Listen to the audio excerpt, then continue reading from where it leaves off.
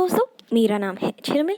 और जैसे कि हमने पिछले वीडियो में देखा था कि किस तरह से स्वदेशी मूवमेंट में पूरी तरह से मास पार्टिसिपेशन हुआ था, स्टूडेंट्स, वुमेन, सब लोगों ने अपना एक्टिव पार्टिसिपेशन दिया था। हमने मॉडरेट्स के कुछ फ्लॉज देखे थे और एक्सट्रीमिस्ट के भी कुछ फ्लॉज देखे थे। तो आज की वीडियो में हम एक कंपैरेटिव एनालिसिस करेंगे between the mode of action of the moderates and the extremist as well. जो चलिए शुरू करते हैं। सबसे पहला difference between the extremist and moderates, यहाँ पे ये मॉडरेट्स जो है ये जहाँ बोलते हैं कि हमारे पास सोशल बेस के नाम पे हमारे पास अपर मिडिल क्लास का सपोर्ट है, हमारे पास अमीर लोगों का सपोर्ट है, लैंडलॉर्ड्स का सपोर्ट है, तुम्हारे पास क्या है? तो ये जो है एक्सट्रीमिस्ट, एक सेकेंड, ये मेरा टेक्निकल एरर आ रहा है। तो यहाँ पे एक्सट्रीमिस्ट जो है हमारे पास मास का सपोर्ट है। तो यहाँ पे एक्सट्रीमिस्ट ने बोला तुम्हारे पास कितने लैंडलॉर्ड्स होंगे, गिने चुने 20, 25, 30, लेकिन हमारे पास एंटायर मासेस का सपोर्ट है। जहाँ पे 2 घंटे में इतने सारे ह्यूज फंड्स इकट्ठे हो गए थे, ये मासेस की वजह से ही तो हुए थे। तुम्हारे कितने लैंडलॉर्ड्स है?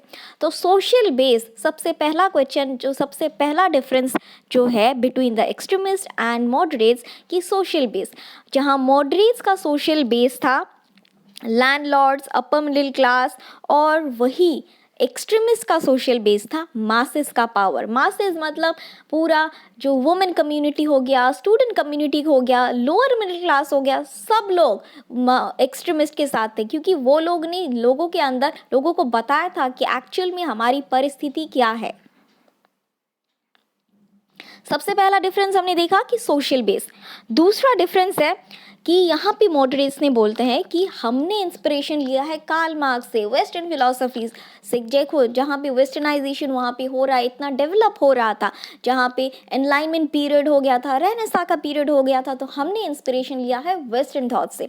तो वहीं पे उनको जवाब देने के लिए हमारे एक्सट्रीमिस्ट के साइड से बोलते हैं कि हमने इंस्पिरेशन लिया है हमारी कल्चर से। राजा राम मोहन रॉय, स्वामी विवेकानंद, इन तरह के जो लीजेंडरी फीचर्स थे उनकी थॉट्स से, उनकी टीचिंग से हमने इंस्पिरेशन लिया है। तो ideological inspiration of the moderates were Western liberal thoughts and European history, whereas ideological inspiration of the extremists were Indian history, Indian culture, heritage and Hindu-Indian traditional symbols. Okay.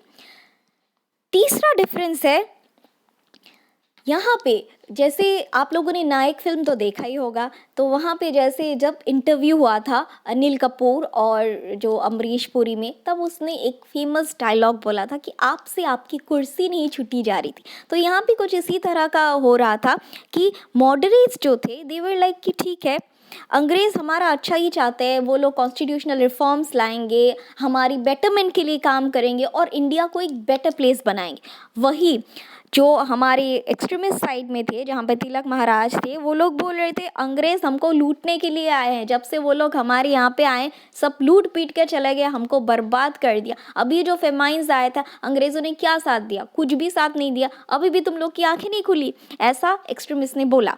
वही moderates उनको console करते हुए बोलते हैं कि देखो अंग्रेज़ जो है वो दिल के बहुत अच्छे हैं, वो हमारा भला ही करेंगे, कॉन्स्टिट्यूशनल रिफॉर्म्स लाएंगे जिससे हमारा भला होगा।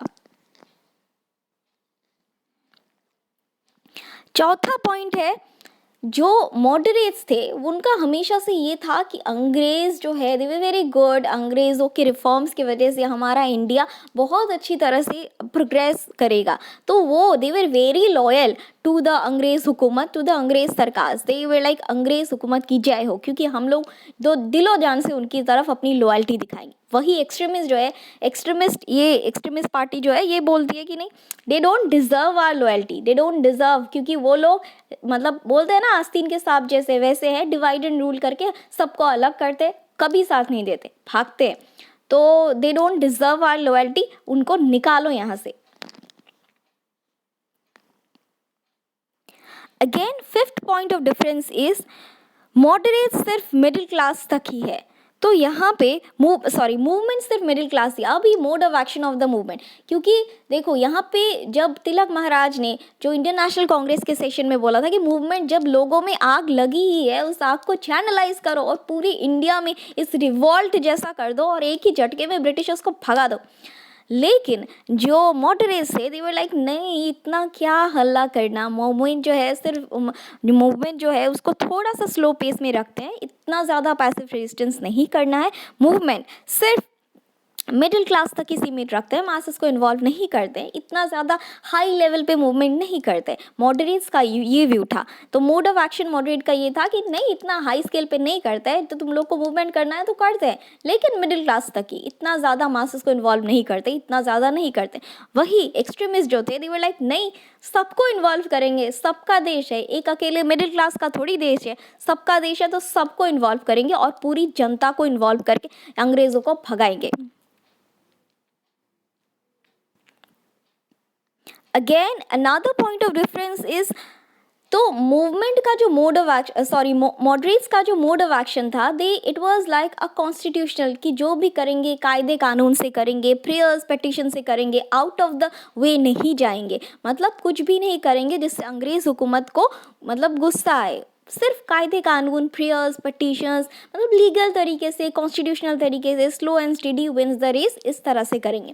वही एक्सट्रीमिस्ट होते हैं, दे नहीं, पूरी तरह से पैसिव रेजिस्टेंस लाएंगे, पूरी तरह से सब बॉयकॉट करेंगे। उन दोनों का जो है ये क्लैशेस यहीं पे स्टार्ट हुई कि दोनों की जो थिंकिंग थी वो अलग थी। एक तरफ मॉडरेट्स जो थे they believe in firm constitutional measures, के जो भी करेंगे कायदे कानून से करेंगे, लेकिन जहाँ पे कायदा कानून नहीं चलता है हर जगह पे, यहाँ पे अंग्रेज जिस लॉर्ड कर्जन की जो रिप्रेसिव पॉलिसीज थी, यू रियली थिंक कि कायदे कानून काम करते, तो यहाँ पे जो एक्सट्रीमिस्ट थे दे वर लाइक नहीं, कायदे कानून से नहीं, पूरी तरह से रिप्रेसिव, पूरी तरह से बॉयकॉट करेंगे और अंग्रेजों को अभी ही भगाएंगे।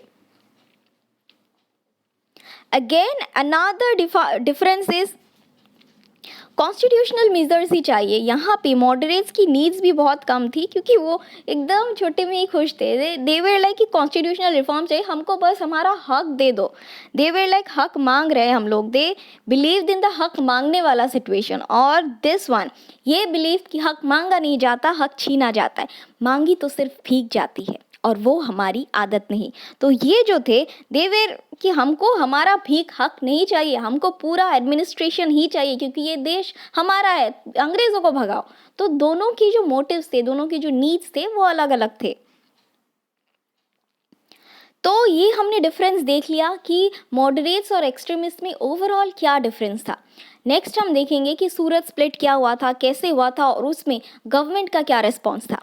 तो ये हमारी वीडियो का एंड। आज के लिए बस इतना ही, कल फिर मिलेंगे कुछ नए लेक्चर्स के साथ। Thank you.